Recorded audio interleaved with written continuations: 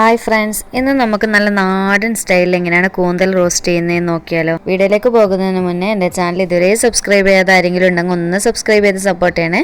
Subscribe ചെയ്യുന്നതോടൊപ്പം അതിൻ്റെ കൂടെയുള്ള കുഞ്ഞ് ബെല്ലൈക്കണിൽ ഓൾ എന്ന ഓപ്ഷൻ ക്ലിക്ക് ചെയ്യാൻ മറക്കരുത്. എങ്കിൽ മാത്രമേ ഞാൻ വീഡിയോസ് ഇടുന്ന സമയത്ത് ഉടൻ തന്നെ നോട്ടിഫിക്കേഷൻ ലഭിക്കുകയുള്ളൂ. അപ്പോൾ ഈ ഒരു കൂന്തൽ റോസ്റ്റ് റെഡിയാക്കാനായിട്ട് ഞാനിവിടെ 1 കിലോ കൂന്തൽ നന്നായി കഴുകി വൃത്തിയാക്കി എടുത്തിട്ടുണ്ട്. ഈ ഒരു ഷേപ്പിലാണ് കേട്ടോ എനിക്ക് കട്ട് ചെയ്തിട്ട് കിട്ടിയിട്ടുണ്ടായിരുന്നത്. ഇത് ഞാൻ കട്ട് ചെയ്തിട്ടുള്ളതല്ല, മാർക്കറ്റിൽ നിന്ന് ഡയറക്റ്റ് ചുമക്ക് വാങ്ങിയിട്ട് വരുമ്പോൾ കട്ട് ചെയ്ത് കൊണ്ടുവന്നിട്ടുള്ളതായിരുന്നു. അപ്പോൾ നമ്മളിത് വാങ്ങിച്ചത് 2 കിലോൻ്റെ മുകളിലായിട്ട് വലുപ്പമുള്ള, അത്യാവശ്യം നല്ല വലുപ്പമുള്ള കൂന്തലായിരുന്നു. അതുകൊണ്ടാണ് ഈ ഒരു രീതിയിൽ ക്യൂബ്സായിട്ട് കട്ട് ചെയ്തിട്ട് കിട്ടിയിട്ടുള്ളത്. സാധാരണ നാട്ടിലൊക്കെ കിട്ടുന്ന ആ ഒരു ചെറിയ രീതിയിലാണെങ്കിൽ റിങ്സ് ആയിട്ടല്ല നമുക്കിത് കട്ട് ചെയ്ത് കിട്ടുക. അപ്പോൾ ഇത് അത്യാവശ്യം നല്ല വലുപ്പം ഉണ്ടായിരുന്നു. അപ്പോൾ ഇത് ചുമക്ക് വാങ്ങിക്കാൻ പോയ സമയത്ത് അവിടുന്ന് കട്ടിങ്ങിൻ്റെ വീഡിയോ ഒക്കെ എടുത്തിട്ടുണ്ടായിരുന്നു. അപ്പോൾ അത് ഞാൻ ഇതിൻ്റെ കൂടെ ഇട്ടിട്ടുണ്ട്, ഒന്ന് കണ്ടു നോക്കുക കേട്ടോ. അപ്പോൾ ഈ ഒരു കൂന്തലിൻ്റെ കട്ടിങ്ങും ക്ലീനിങ്ങും ഒക്കെ ആരെങ്കിലും യൂസ്ഫുൾ ആവുമെന്ന് കരുതിയിട്ടാണ് കേട്ടോ ഞാൻ ഇതിൻ്റെ കൂടെ ഇടുന്നത്. ഇത്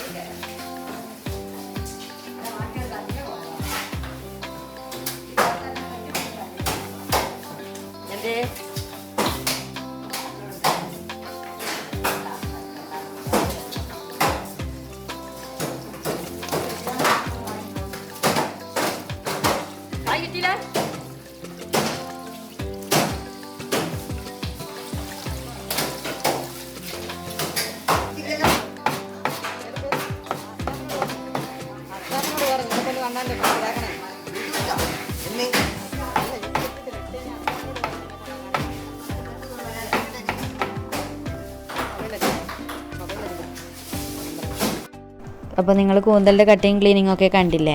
അതുപോലെ തന്നെ ഞാനിവിടെ 1 കിലോ കൂന്തൽ മാത്രമേ എടുത്തിട്ട് റോസ്റ്റ് ചെയ്യുന്നുള്ളൂ. ബാക്കി ഞാൻ അതുപോലെ തന്നെ ഫ്രിഡ്ജിൽ വെച്ചിട്ടുണ്ട്. കാരണം ഒരുപാടുണ്ട്, നമ്മൾ 2 പേരല്ലോ, അപ്പോൾ അത്രയ്ക്ക് ആവശ്യമില്ല. അതുകൊണ്ട് അപ്പോൾ ഞാൻ ഈ ഒരു കൂന്തൽ കഴുകി വൃത്തിയാക്കിയിട്ട് ഈ കുക്കറിലേക്ക് ഇട്ട് കൊടുത്തിട്ടുണ്ട്. ഇനി നമുക്ക് കൂന്തലൊന്ന് സെപ്പറേറ്റ് ഒന്ന് വേവിച്ചെടുക്കണം. എന്നിട്ട് മാത്രമേ വേറൊരു പാനിലേക്ക് ഇട്ടിട്ട് നമുക്ക് റോസ്റ്റ് ചെയ്യാൻ പാടുള്ളൂ. അപ്പോൾ ഈ ഒരു കൂന്തൽ വേവിക്കാനായിട്ട് ആദ്യം തന്നെ നമുക്ക് 1/2 ടീസ്പൂൺ ടു 3/4 ടീസ്പൂൺ വരെ മഞ്ഞൾപ്പൊടി ചേർത്ത് കൊടുക്കാം. കൂടെ തന്നെ 1 tablespoon to 1.25 tablespoon വരെ മുളക് പൊടി ചേർത്ത് കൊടുക്കാം. മുളക് പൊടി അത്യാവശ്യം എരിവുള്ളത് തന്നെയാണ് കേട്ടോ. ഇനി ഇതിലേക്ക് പാകത്തിനുള്ള ഉപ്പ് ചേർത്ത് കൊടുക്കണം. കൂടെ തന്നെ 1 ടേബിൾ സ്പൂൺ ഇഞ്ചി വെളുത്തുള്ളി 2 കൂടി ഒന്ന് ചതച്ചെടുത്തിട്ട് ചേർത്ത് കൊടുക്കണം. ഇങ്ങനെ ചേർത്ത് കൊടുക്കുന്നതാണ് കേട്ടോ കൂടുതൽ ടേസ്റ്റ്. പേസ്റ്റിനേക്കാളും എനിക്ക് കൂടുതലായിട്ട് ഇതാണ് ഇഷ്ടപ്പെട്ടിട്ടുള്ളത്. എന്നിട്ട് നമുക്കിതൊന്ന് കൈ വെച്ചിട്ട് നന്നായിട്ടൊന്ന് കുഴച്ചെടുക്കാം.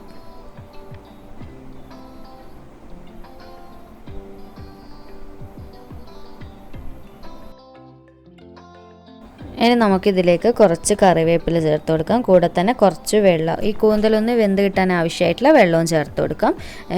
കൂന്തലിന് വെള്ളം നിങ്ങൾ എത്രയാണോ കൂന്തൽ എടുക്കുന്നത് അതിനനുസരിച്ചിട്ടും എത്രയാണോ ആവശ്യം എന്ന് വെച്ചാൽ, കാരണം അടിക്ക് പിടിക്കുന്ന ടെൻഷനൊക്കെ ഉണ്ടെങ്കിൽ അതിനനുസരിച്ചിട്ട് അത്യാവശ്യം ചേർത്തിട്ട് തന്നെ വെച്ചോളൂ കേട്ടോ. കാരണം അത് കൂടുതലായിട്ട് വെള്ളം വന്നിട്ടുണ്ട് എന്നുണ്ടെങ്കിൽ നമുക്ക് വറ്റിച്ചെടുക്കാം പിന്നീട്. അപ്പോൾ ഞാനിവിടെ ഒരു 1/2 ഗ്ലാസ് വെള്ളമാണ് ഇതിൽ വെച്ച് കൊടുത്തിട്ടുള്ളത്. ഇനി നമുക്ക് ഇത് വെള്ളം ഒഴിച്ച് കൊടുത്തതിന് ശേഷം നന്നായിട്ടൊന്ന് ഇളക്കി കൊടുത്തതിന് ശേഷം കുക്കർ അടച്ച് വെച്ചിട്ട് ഒരു 6 വിസിൽ വരുന്നവരെ ഒന്ന് വേവിച്ചെടുക്കാം.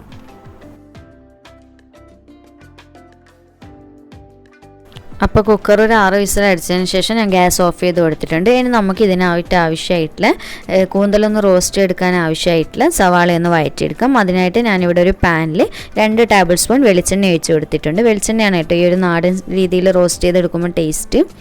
എന്നിട്ട് വെളിച്ചെണ്ണ ഒന്ന് ചൂടായി വരുന്ന സമയത്ത് നമുക്കിതിലേക്ക് 2 അത്യാവശ്യം വലുപ്പമുള്ള സവാളേൻ്റെ ഒന്ന് ഇതുപോലെ നീളത്ത് കട്ട് ചെയ്തിട്ട് ചേർത്ത് കൊടുക്കാം. സവാള ചേർത്ത് കൊടുത്തതിന് ശേഷം ഇതിലേക്ക് കുറച്ച് ഉപ്പൊന്ന് ചേർത്ത് കൊടുക്കുക. ഒരുപാട് ചേർക്കേണ്ട, കാരണം നോക്കിയിട്ട് ചേർക്കാൻ നമ്മൾ കൂന്തലിൽ വേവിക്കുന്ന സമയത്ത് ഉപ്പ് ചേർത്തിട്ടുണ്ടായിരുന്നു. അപ്പോൾ ഒരു അല്പം ഉപ്പ് മാത്രം ചേർത്തിട്ട് നന്നായിട്ടൊന്ന് വഴറ്റിയെടുക്കാം.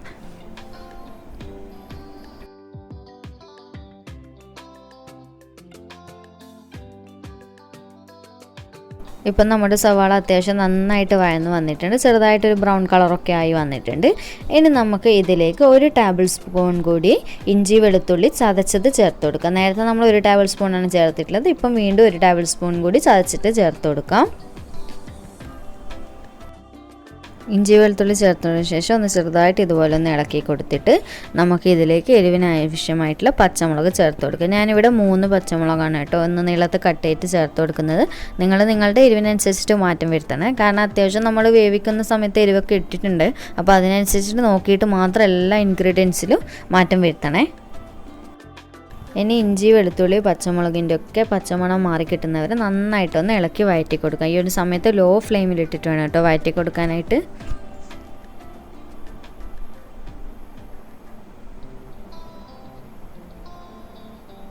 ഇപ്പം നമ്മുടെ ഇഞ്ചി വെളുത്തുള്ളി പച്ചമുളകിൻ്റെ ഒക്കെ പച്ചമണമൊക്കെ മാറി വന്നിട്ടുണ്ട്. ഇനി ഇതിലേക്ക് ആവശ്യമായിട്ടുള്ള പൊടികൾ ചേർത്ത് കൊടുക്കാം. ആദ്യം തന്നെ ഒരു 1/4 ടീസ്പൂൺ മഞ്ഞൾപ്പൊടി ചേർത്ത് കൊടുക്കാം. ഒരുപാടൊന്നും പൊടികൾ ചേർക്കേണ്ട, കാരണം നമ്മളെല്ലാം വേവിക്കുന്ന സമയത്ത് ചേർത്തിട്ടുണ്ടായിരുന്നു. ഇനി ഇതിലേക്ക് 1/2 ടീസ്പൂൺ കാശ്മീരി ചില്ലി പൗഡർ ചേർത്ത് കൊടുക്കാം. കൂടെ തന്നെ 1 ടേബിൾ സ്പൂൺ മല്ലിപ്പൊടി ചേർത്ത് കൊടുക്കാം. ഇനി ഇതിലേക്ക് 1/2 ടീസ്പൂൺ ഗരം മസാലപ്പൊടി ചേർത്ത് കൊടുക്കാം. ഗരം മസാലപ്പൊടി നിങ്ങൾക്ക് ഇഷ്ടമില്ല എന്നുണ്ടെങ്കിൽ ചേർത്ത് കൊടുക്കണ്ട കേട്ടോ. ചിലവർക്ക് മീനിൽ ചേർത്ത് കൊടുക്കുന്ന താല്പര്യം ഉണ്ടാവില്ല, പക്ഷേ ഇത് ചേർത്ത് കൊടുത്താൽ നല്ലൊരു ടേസ്റ്റ് ഉണ്ടാവും. അതിന് വേണ്ടിയിട്ട് ഞാൻ ചേർത്ത് കൊടുത്തിട്ടുള്ളത്. നിങ്ങൾക്ക് താല്പര്യം ഇല്ലെങ്കിൽ വേണ്ട. ഇനി പൊടികളൊക്കെ ചേർത്ത് കൊടുത്തതിന് ശേഷം നന്നായിട്ട് പൊടികളുടെ പച്ചമണമൊക്കെ മാറി കിട്ടുന്നവരെ നന്നായിട്ടൊന്ന് വഴറ്റിയെടുക്കാം. ഈ ഒരു സമയത്ത് ലോ ഫ്ലെയിമിൽ ഇട്ടിട്ട് വേണം കേട്ടോ ചെയ്യാൻ, കാരണം പൊടികളായതുകൊണ്ട് പെട്ടെന്ന് കരിഞ്ഞു പോകും. പിന്നെ നമുക്ക് റോസ്റ്റിൻ്റെ ആ ഒരു നല്ല ടേസ്റ്റിനെ നഷ്ടപ്പെട്ടു. അതുകൊണ്ട് ഫ്ലെയിമിൻ്റെ കാര്യം പ്രത്യേകം ശ്രദ്ധിച്ചിട്ട് നന്നായിട്ടൊന്ന് വഴറ്റിയെടുക്കാം.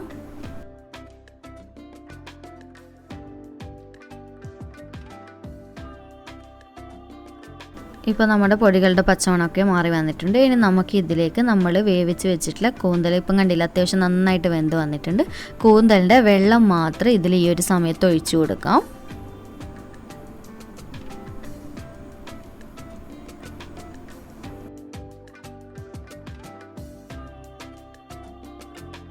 കൂന്തലിൻ്റെ വെള്ളം ഞാൻ ഇപ്പോൾ ഒഴിച്ചു കൊടുത്തിട്ടുണ്ട്. ഇനി നമുക്കിതൊന്ന് ചെറുതായിട്ടൊന്ന് ഇളക്കി മിക്സ് ചെയ്ത് കൊടുക്കാം. എന്നിട്ട് ഇതിലേക്ക് ഒരു ചെറിയ തക്കാളി ഒന്ന് ചേർത്ത് കൊടുക്കാം, ചെറുതായിട്ട് കട്ട് ചെയ്തിട്ട്. അത്യാവശ്യം വലുപ്പമുള്ള തക്കാളിയാണെങ്കിൽ അതിൻ്റെ പകുതി മതി കേട്ടോ, കാരണം ഒരുപാട് പുളിപ്പ് വേണ്ട, ചെറുതായിട്ടൊരു പുളിപ്പ് ഫ്ലേവറിന് മാത്രമായിട്ട് മതി തക്കാളി ചേർത്ത് കൊടുത്തതിന് ശേഷം നമുക്ക് നന്നായിട്ട് ഇത് ഇളക്കി കൊടുത്തിട്ട് നന്നായിട്ട് തക്കാളി ഒന്ന് വെന്തുടയുന്ന വരെ തന്നെ വഴറ്റി കൊടുക്കാം. ഈ ഒരു കൂന്തലിൻ്റെ വെള്ളത്തിൽ കിടന്നിട്ട് ഈ മസാലകളൊക്കെ മിക്സ് ആണ് കേട്ടോ, എങ്കിലും നമുക്ക് വേറെ തന്നെ ഒരു പ്രത്യേക ടേസ്റ്റ് കിട്ടുള്ളൂ. അതിന് വേണ്ടിയിട്ടാണ് ഞാൻ വെള്ളം മാത്രം ആദ്യം ഒന്ന് ചേർത്ത് കൊടുത്തിട്ടുള്ളത്. ഇങ്ങനെ ചേർത്ത് കൊടുക്കുന്ന സമയത്താണ് കൂടുതലായിട്ട് മസാല നന്നായിട്ട് കൂന്തലിലേക്ക് ഇനി ചേർത്ത് കൊടുക്കുമ്പോൾ പിടിച്ചു കിട്ടുള്ളൂ. അതിന് വേണ്ടിയിട്ടാണ് കേട്ടോ. അപ്പോൾ വെള്ളത്തിലെല്ലാ ടേസ്റ്റും അടങ്ങിയിട്ടുണ്ടാവില്ല, അതിന് വേണ്ടിയിട്ടാണ് ഞാൻ വെള്ളം ആദ്യം തന്നെ ചേർത്ത് കൊടുത്തിട്ടുള്ളത്. അപ്പോൾ ഇങ്ങനെ തന്നെ ചേർത്ത് കൊടുക്കാൻ വേണ്ടി ശ്രദ്ധിക്കണേ.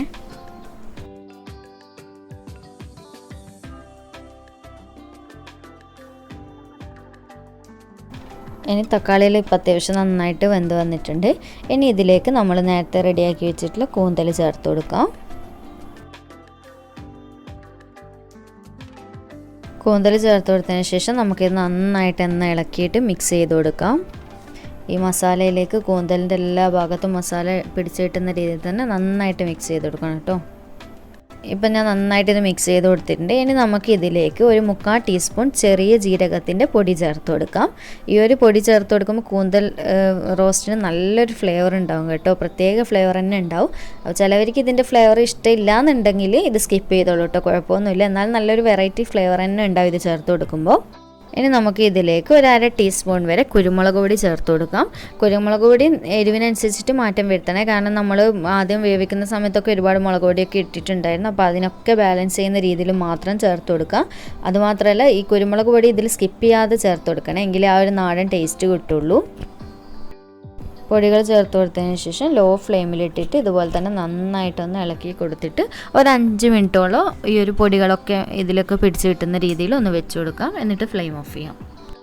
ഇനി ലാസ്റ്റ് നമുക്കിതിലേക്ക് കുറച്ച് കറിവേപ്പിലയും കൂടി ചേർത്തിട്ട് നന്നായിട്ടൊന്ന് ഇളക്കി കൊടുത്തതിന് ശേഷം ഉടനെ തന്നെ ഫ്ലെയിം ഓഫ് ചെയ്യാം, കാരണം ഒരുപാട് സമയമൊന്നും ഇനി വെക്കണ്ട. ഇപ്പോൾ നന്നായിട്ട് അത്യാവശ്യം റോസ്റ്റായി വന്നിട്ടുണ്ട്. നിങ്ങൾക്ക് ഈ ഒരു റോസ്റ്റിനെ നന്നായിട്ട് മൊരിച്ചെടുക്കണം എന്നുണ്ടെങ്കിൽ കുറച്ചുകൂടി സമയം ലോ ഫ്ലെയിമിലിട്ടിട്ട് മൊരിച്ചെടുക്കണം കേട്ടോ. പക്ഷേ എനിക്ക് കൂടുതലായിട്ട് ഈ ഒരു ടൈപ്പിലാണ് ഇഷ്ടമായിട്ടുള്ളത്. നല്ല ടേസ്റ്റാണ് കേട്ടോ ഇങ്ങനെ കഴിക്കുന്ന സമയത്ത്. അപ്പോൾ ഇത്രയേ ഉള്ളൂ കേട്ടോ നമ്മുടെ കൂന്തൽ റോസ്റ്റ് കണ്ടില്ലേ, നല്ല അടിപൊളിയായിട്ട് റെഡി ആയിട്ട് എടുത്തിട്ടുണ്ട്. ഇത്രയേ ഉള്ളൂ കേട്ടോ, സിമ്പിളായിട്ടുള്ള പരിപാടിയല്ലേ. അപ്പോൾ നമുക്കിനി ഇത് സെർവ് ചെയ്യാം. അപ്പോൾ ഈ ഒരു വീഡിയോ നിങ്ങൾക്ക് തീർച്ചയായിട്ടും ഇഷ്ടപ്പെടുമെന്ന് വിചാരിക്കുന്നു. ഇഷ്ടപ്പെട്ടിട്ടുണ്ടെങ്കിൽ ഉടൻ തന്നെ ലൈക്ക് ബട്ടൺ ക്ലിക്ക് ചെയ്യാനുള്ള കാര്യം മറക്കരുത്. അതുപോലെ തന്നെ നിങ്ങൾ എപ്പോഴെങ്കിലും ഇത് ട്രൈ ചെയ്ത് നോക്കുന്ന സമയത്ത് എനിക്ക് ഫീഡ്ബാക്കൊക്കെ അറിയിക്കണേ. അപ്പോൾ വീണ്ടും ഒരു അടിപൊളി വീഡിയോ ആയിട്ട് കാണാം. താങ്ക്